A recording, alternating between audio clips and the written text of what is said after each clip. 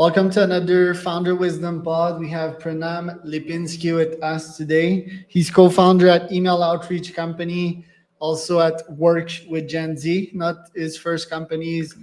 Started a couple before that. Traveled the world while making seven figures with his agency. So we've got similar backgrounds here. This is going to be a fun one. It is presented to you by podpire.com. If you want to start your own podcast, scale it, and monetize it, go to podpire.com. Pranam, welcome to the pod. Tell me a bit more about yourself and what you're up to nowadays. Yeah, thanks, Charles, for having me. And I'm traveling currently in York, Northeast UK at the moment. And, it's part of my tour. I go to a lot of these charming cities, like 150,000 people or less, typically, that are the kind that you would see in a novel or something like that. And so I enjoy going to spots like that and running a business. So cold email outreach agency, as well as we do some newsletters and other email marketing avenues for startups, solopreneurs, and people like that. Very cool. Yeah, York looks beautiful. Looks like a Harry Potter movie. Yesterday, I went to see an orchestra about Harry Potter, and reminds me of that. Okay, well, tell us about your first business that you ever started and why you decided to start your own instead of getting in a comfortable job forever. Yeah, so my first one was in real estate development, and that was really because my lineage, my dad was a real estate developer, and so I got into the business as a seller. And when I was doing my college internships, and I was really good at the selling side. When I was a sophomore going into junior year, I sold $1 million of waterfront land um, in a couple months of work down in Georgia, and it kind of jump started like my interest in sales and marketing and also entrepreneurship. So I was able to then just parlay that into starting a business out of college. I graduated in '08, so it was not the best time to get involved in real estate, but you learned a lot from the buy side and the sell side that as long as you bought it low enough, you could sell it low enough and still turn over the inventory. So that was my first venture, and I did that for 8 years, and went really well. We did seven figures a year. And it was a lucrative business. We basically would buy big pieces of land, break them up into little pieces, and then sell them. And by little pieces, I mean each one's still 5-10 acres a piece. So you'd have to buy hundreds and hundreds of acres. So I bought and sold a few thousand acres, and 100 plus transactions. Very cool. And then door of clubs, and then nowadays work with Gen Z. Like, why the Gen Z centered businesses? Yeah, I mean that was organic from Door of Clubs. So Door of Clubs was a passion, and also just like I got to the point in the real estate side where it was either just do that forever. It almost felt like you could just keep going down that track, and it would be a very good career, but it wasn't something that would really test a lot of sides of me. So that's when I got into starting Door of Clubs. And Door of Clubs was a tech startup focused on helping college students and student clubs get their first jobs out of school. And so we raised angel money. We raised about 700,000, and we worked on it. Spent a few $1 million, including our revenues, on building a tech product. And we worked for 6 years on it. We did sell it. It wasn't some major home run, but along that way, we got into Gen Z related research because a lot of companies were asking us about it. And so they would ask me to come in and speak about, what is the data telling you about this new generation? Cool. And then the email outreach company, you co-founded that one with Adam while traveling the world. So tell us a bit more about that one. Yeah, I after Door of Clubs, after we sold it, a friend of mine asked me to come out to Bali. When I was out there, I didn't have anything to do, and I really just was able to look around at a lot of these successful travelers and business people, because I was part of like the international school of a community there, and there's a lot of really successful people, including, I'd go to dinner parties with Tony Fadell, the guy who was the head of hardware for Apple, and made the iPhone, and I got to spend time asking people like that questions, and I was just completely outclassed with the global fluidity of travel and culture. So I realized a big gap, and then as I started traveling a little bit more, I went off solo 2020, and I traveled all of 2020. Actually, I went to any place in the world that would have me, because I got locked down in March in Edinburgh. I went to Tanzania. I went to Italy. And I just ended up falling in love with this idea of growing through travel, while at the same time realizing like some of these startups that knew myself and Adam from the startup community, the thing we were best at was cold outreach to get big clients. So we would land Goldman Sachs, MasterCard, Apple as clients in Dora clubs just through cold outreach, and getting to like their leadership, even to their CEO through cold outreach. And so some of these other startups started asking us to do that. And then we just slowly have built it from scratch over the last few years to, now being a 7-figure agency, and, able to help a lot of startups get into the market. Very impressive. And cold outreach, how does it compare to LinkedIn outreach nowadays, or even through cold calls and ads? Why are you so bullish on it still? To me, the idea of connecting unknown parties, two people that didn't know each other before for a mutual benefit. I think that there's no better way to do that than, dropping into someone's inbox and giving a text-based pitch. I think that LinkedIn's good and it can work, but obviously there's a lot of gates, and there's a lot of things that, you're restricted in a lot of ways, or, you look at profiles and you figure things out. I think cold email is kind of like the absolute value of a pitch.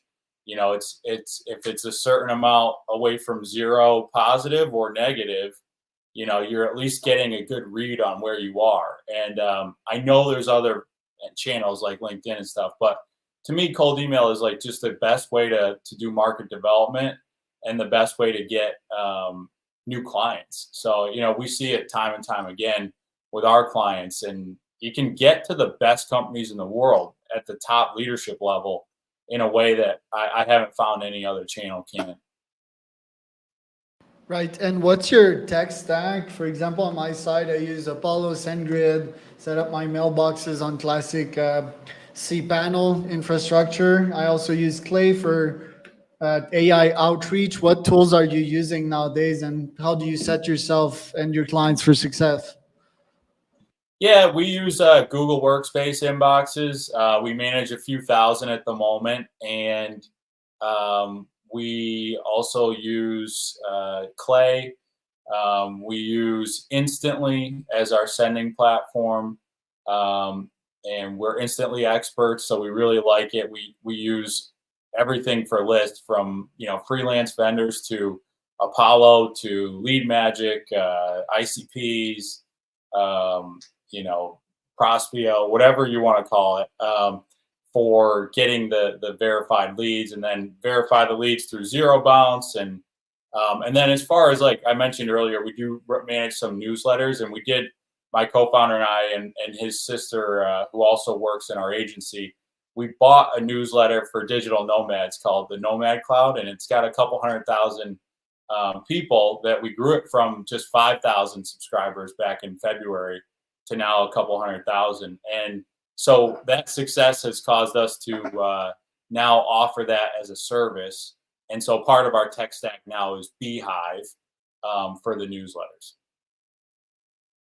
Very cool. And how do you get your clients yourself?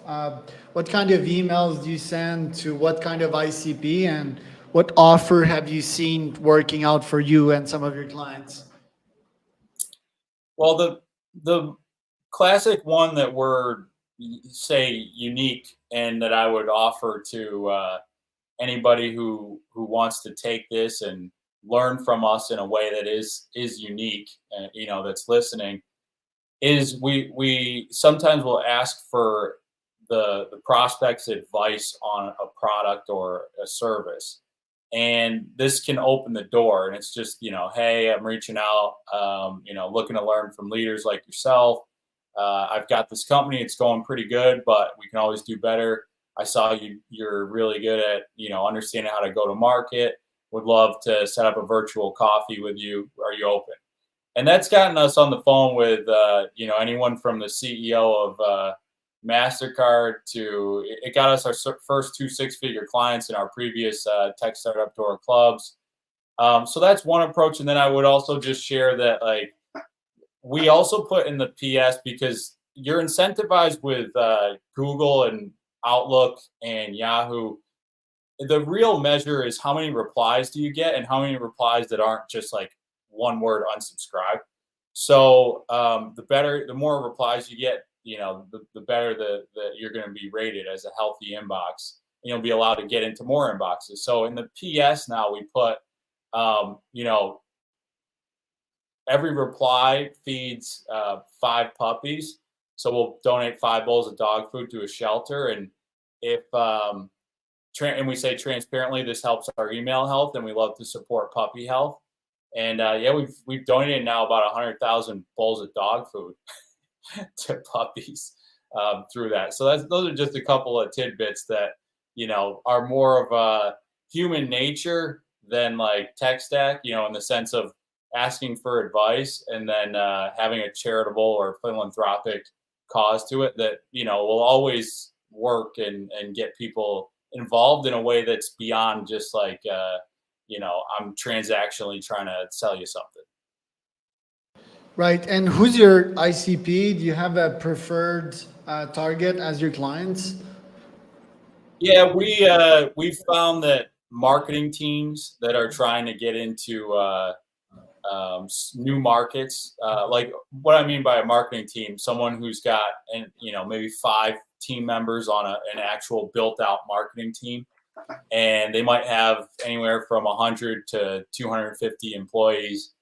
And we find that we're a good third arm for them in email, that they can do signal testing, and they can also just generate a lot of leads that they can deliver to their salespeople. So that's like our ideal client right now. But it's as an entrepreneur, we even have little infrastructure setups that we'll do for clients. It's not like our biggest product, but we've got a dozen solopreneurs who we set up there instantly. We make sure their settings are right. We hop on a monthly call just so that they have the training wheels to send and hit inboxes. So yeah, there's multiple products, but really it's that marketing team and marketing leader of 100 to 250 person company. Any travel tips for us nomads that want to make good money while working? I've been a nomad myself for 7 years. We did long traveling, but sort of got tired of plane traveling, right? So we actually decided to start a new life here in Oaxaca, Mexico, start a family and so forth. So how's been your digital nomad journey so far, and tips for us entrepreneurs that want to make money while traveling? Yeah, so you being a traveler, you probably can relate to this. I would just say that, because I've met a lot of interesting cats, and that's one of the beauties of traveling, where you meet people from all over with all perspectives, and they can be pretty out there. And one of the first places I'll go when I'm traveling is to the temple or the church, because I want to see what the out there side is for the local area.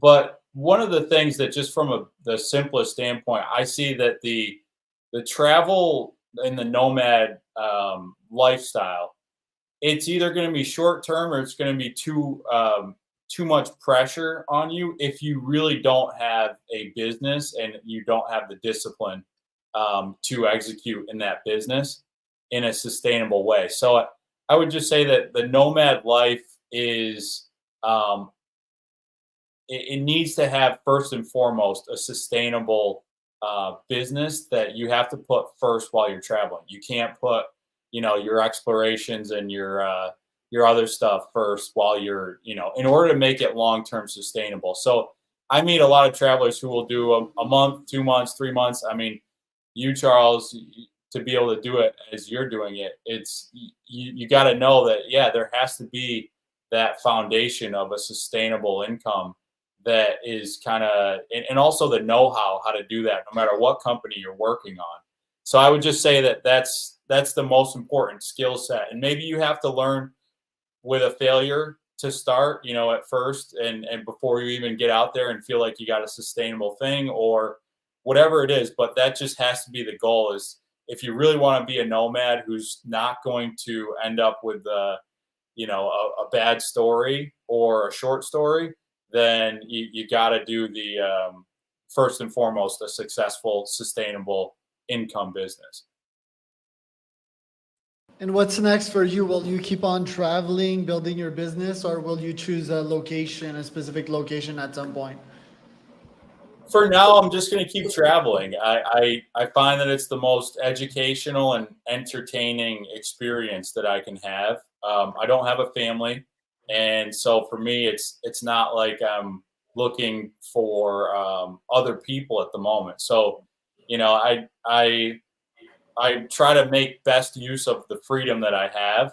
And freedom, it can be a very suffocating thing, actually, or it can be a very liberating thing. And it's a fine line, um, based on how you handle each day when nobody's watching and nobody cares, when you're, traveling. So it's a great dance that I enjoy and I learn a lot from while I'm out there.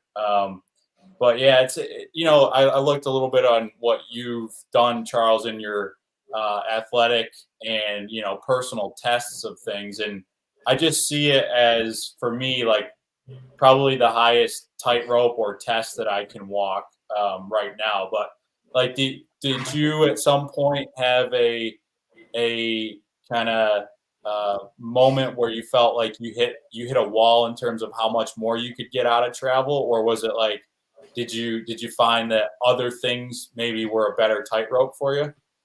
Yeah, the wall thing, not really, although at some point it was having a big strain on the relationship.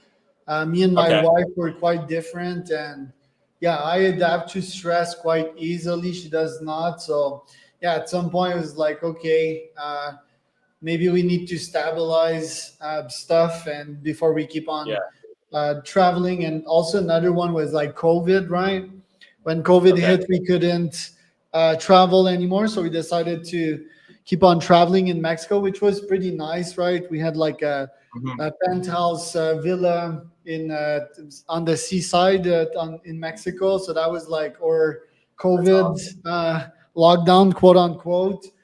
But yeah, like me, it's just the flights, right? Like spending time in airplanes and airports and Yep. so many people and the stress, just that makes it not worth it. For us, the next step was probably buying like a Nomad camper van, Hmm. Mercedes Sprinter, and pimp it up, and yeah, maybe restart traveling South America just to avoid airplanes. That would be the potential next step here. That's awesome. And do you, if you don't mind me asking, like, what are some of the deepest learnings that you've had while you know pushing some of these inner limits of your freedom and your yeah, really on your freedom? Because I feel like, the whole world wants freedom. That's like the call of everything. I saw yesterday in one of these museums that had a World War II thing. There was they call it a dead man's penny, and it was the penny that the people would get after, a widow would get, and it was like, your husband died for freedom and honor. And like, honor is a whole thing, and we can talk about values, but freedom being the thing that's like so, the world's after. Everybody wants it, and especially non-first world countries and whatnot. But like, what are some of the limits that some of the gains from in an insight perspective that you've gotten from testing those freedom limits, those inner freedom limits that maybe not everybody gets the chance to do, including myself, because I look up to what you've done. Right. Yeah, freedom's interesting. I think for people that are entrepreneurial and, yeah, I won't say extroverted, but like rebels like you and I, freedom is very, very important. But if you look historically, freedom has been not so important for a bunch of people, right? If you look at the Hmm. Nazi occupation in Germany, most people, their rights were flying away, but most didn't give a fuck, you know? And that's why Hmm. Hitler gained power and atrocities were committed. During COVID, a bunch of people had their freedoms restrained, and most didn't give a shit, especially in Canada. Yeah, I Yeah. observed people in Canada, and they were very comfortable just being restrained and not being in touch with other beings, while that had devastating effects on their health. So, for me, it's been, yeah, revolutionizing, like traveling the world. Like I separate my life in various stages, right? Like big stages of growth. One was when I became a full-time entrepreneur. Another was when I met my wife, right? Lots of sacrifices and being a Hmm. evolu yeah, like being my next version of myself. And the third one was Yeah. traveling the world, right? So I learned so much from, yeah, just I've been traveling before, like in Hong Kong and places like that. But yeah, that officially showed me that the world was my place, that I could be accepted throughout the world, that humans, we all share the same nature, whatever color, whatever the culture. I also discovered, like, yeah, beautiful things culture wise. Yeah, and the planet is just beautiful and that we need to respect it, right? Because it won't be Mm. there forever if we keep on abusing it. What about you? What lessons did you get from that? Um, I keep going back to so it's interesting how you mentioned that freedom part where it's like maybe the whole world says they're after freedom, but actually when it comes down to it, it's if you take it away, they're actually happier. So it's an interesting one. It's like a great pitch. It's a great sale, but not everybody actually wants to um, spend the money to purchase it or spend their own capital to purchase it. Um, it reminds me also, just on a side note, there's um, a great passage in the Fyodor Dostoevsky. He wrote the book. I won't butcher the name, but Brothers Karamazov. Have you read that? No. Basically, he was an all time great Russian writer, him or Tolstoy. But he has this one chapter where it's called the Grand Inquisitor, and it's um, the basically like Christ comes back and they've got the Pope and he's in front of all the people and everybody's worshiping Christ, Jesus, and whether you're religious or not, but like he comes back and everybody's like, wow, that's the guy that we founded this for, this is what it's all about. And then the Pope said, points to him and he arrests him, and then everybody goes and worships the Pope, and then the Pope visits Jesus in the cell, and he basically just says, like, we've seen this movie before. People know, we all know you're like the guy or the truth of this stuff, but like these people need order, not your truth and your liberation. So like just beat it out of here. And so he just disappears into the night. And but it's kind of along the lines of what you said. Yeah, a lot of people, they prefer like Netflix and their sofas, to traveling the world. They prefer easy, and that's why every time a politician that's coming up and claiming that he'll save the world, it's more of a hero syndrome than this Yeah. politician actually like really helping the people. The people, they live on nostalgia, and like fictions Yeah. of a reality that never happened. They think things will Mm. become better again, but that's not even a reality. Nostalgia is mostly a thing our brain creates. It's like false memory implanted. So Yeah. yeah, we got to be careful with that as a humanity. And generally, to create change, you need like extreme action and extreme change, right? You can think again of Hitler and the Nazis. They really went in a direction that was completely foreign and disgusting, right? Like maybe they thought they would do good, but they were insane. So yeah, I guess like from traveling, not recommended to anyone, but definitely like for founders and entrepreneurs that are curious, that thrive out of their comfort zone and believe in that self-improvement, rhetoric, then yeah, maybe A/B test the concept. Try like longer traveling. I had a friend come here in Oaxaca not so long ago, and yeah, he's like starting his journey of traveling and A/B testing and see if he can work from a distance. And yeah, but I also think that once you throw yourself in that type of life, you adapt your business to it, right? I remember my first traveling was actually here in Oaxaca where I met my wife. And I remember just paying the cheapest Airbnb and the cheapest flight ticket on my credit card, quite literally to start my journey. And I could adapt myself to that, and yeah, make like greater income and eventually like make way more than my current burn rates. But yeah, not everyone's crazy like that, and not everyone has the same risk taking profile. So high risk takers, I think they can enjoy the nomad life. Yeah, and I just to kind of close that loose end on when you said like what have I learned from the freedom side, it's I really have learned that like the purpose of freedom, at least from what I've learned, is that the purpose of freedom is to teach you how to choose goodness freely without influence. And if you can learn that, then it's like you've gained something from this freedom. But if the freedom kind of you get thrown one side or the other, or you actually go worse, and by worse, good, bad, I just mean making something that's regenerative, making something that's meaningful. Um, if you can learn how to choose that on a daily basis when no one's watching, no one cares, and no one knows you, I find that as being like the true lesson from freedom. And, I'm working on it every day. Love that. So what's next for you and the company? Any plan for the remaining months of the year? What do you want to achieve?